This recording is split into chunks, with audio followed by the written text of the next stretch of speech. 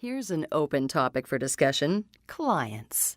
We love them, and then I'm sure sometimes we don't. Well, clients are the most important thing in what we do, aren't they? They're the ones who pay our bills, and they're technically the reason we're here. So we learn to love the clients no matter what the situation. There's lots of ways to handle clients. One thing you'll notice is you'll get, let's say, a commercial with way too much copy in it in a short amount of time. So you've got to voice it in 30 seconds, but at 45 seconds worth of dialogue. And then you think to yourself, like, what writer would write this crap? Or who would write it this way? Or why wouldn't they take out this? You question the writing. There's a lot of things to consider before you question the writer himself. Him or herself, I should say. With writers, they're only answering to the clients. Clients really feel when they're putting out the kind of dollar value they're putting out that they should get everything they can. So they'll put in the web address and the phone number and the mailing address and things that probably aren't very relevant. To them at the time, though, they're putting every dollar they have into this project, so it seems very important to them. What makes it very difficult is for the writer or producer to argue with the client to get that diminished, or to change the script, or to change the idea on the client.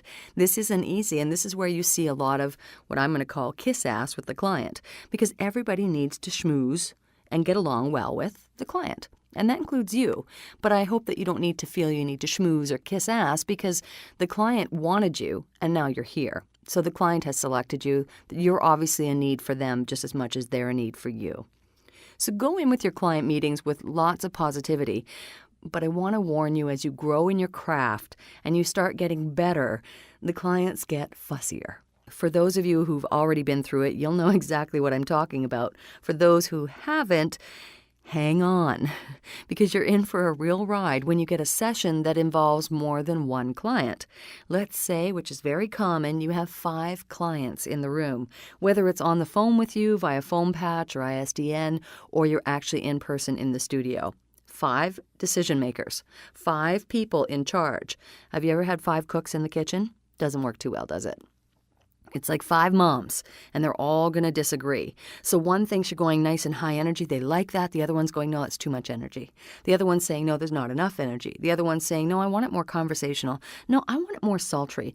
And they all argue amongst each other. Who the heck do you listen to in a scenario like that? Well, number one, you answer to the director. That's who you personally answer towards. The client is in charge. The client overrides the director, but the director is the one that is the person who's going to discuss with the client what's best for the client's needs and what's best for the director's needs as well, because they're not usually the same. Clients don't always understand the behind scenes of what goes on in production, so they're not as versed as we are and experienced in that area. What they're really good at is what they know and what they want to hear. What is dumbfounding about actors is we do whatever it takes to cater to their needs.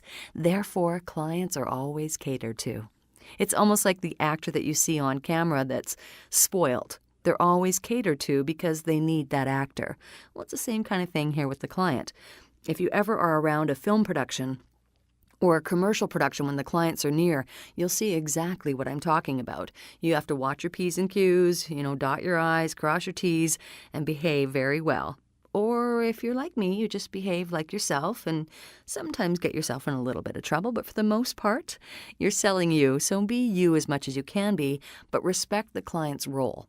Now, when you get confusion direction, they want this and he wants this, it can really eat you up inside. And that's why I wanted to talk to you today about this, because it can really deflate your ego. You start off with smaller jobs. You answer to one client who loved everything you just did. They didn't correct anything. You did it perfectly to them. And then you get to the next client and maybe they said the same thing. And then you get to the next client who has changes. And then all of a sudden you're going, oh, well, the last clients liked it just fine. So then you adjust those changes, and then they ask you to adjust them again. What happens is we start getting insulted. We start getting hurt that we're not getting it perfect, because actors want to be perfect all the time. We always want to get it right. It's not about getting it right. It's about getting it the way the client wants it. So we need to remove our ego hat and our director hat when we're in the booth, and that's a hard thing to do. If a client is in the booth, you're no longer the director. You're no longer in charge. The director and the client are. So whatever they want, You give to them within your morals and your boundaries, of course. You can always say no to a job, and please don't ever forget that. There's always another job happening, so you don't have to take on jobs that you're against in any way, shape, or form. But if you are taking on those jobs, you need to understand, as the actor, we're just a tiny, tiny, tiny piece of the big picture. This client, let's say, is putting out $50,000 to this commercial. Well, you're getting maybe $500, maybe $1,000 for this commercial. This client is paying out another $49,000 to other people, whether it's marketing or crews or writers or ad agencies, you name it. So we think we're so important in this big picture, but we're not. We're just a little tiny piece of the pie. And yet we have this big inflated ego that says, you can't do this without me. Well, watch. Watch as they overcast you. Watch as they take the next person. This is why I work on holidays. A lot of people are against it, I know, but I know for a fact there's always better and brighter and bigger than I am. There always will be. So I hang on to what I have because I don't want the risk of losing it. Clients want things and they want them now. So feeding into that is totally up to you. For me, I cater to it. My clients need me. They need me readily available. I still have the rest of my day to play, so it doesn't affect me too much. I want to get back to what I'm really trying to discuss with you right now, though, which is about the ego and how the clients can crush your ego. 25 takes, same word. You're just not getting it. You're hearing it, but you're just not conveying it. I need you to find the best you can find, the best collaborative effort you can do to hold your cool. Don't get mad at them. Don't get frustrated with them. And especially don't get frustrated with yourself. Just keep doing it. Keep doing it every time with a big smile on your face.